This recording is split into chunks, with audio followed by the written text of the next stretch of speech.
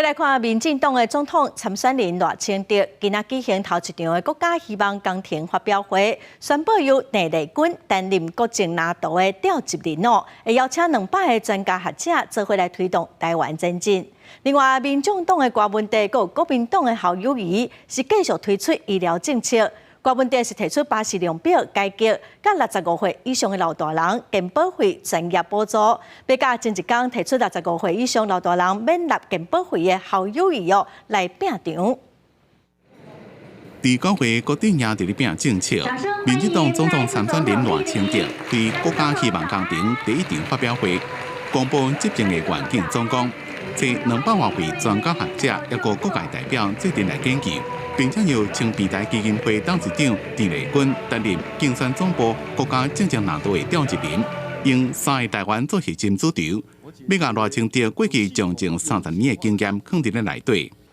我们能够顺势将台湾打造为民主和平的台湾、创新繁荣的台湾，以及公益永续的台湾。民进党总统参选人郭文哲也伫同一天公布8大医疗大纲，包括医疗支出达到 GDP 8%，推动全职照护，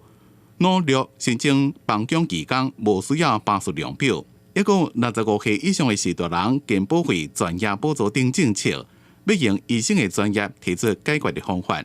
台北市因为财政纪律比较严格，所以我们当时是该用的才用，不该用的不用。所以事实上，台北市早就65岁以上的长者，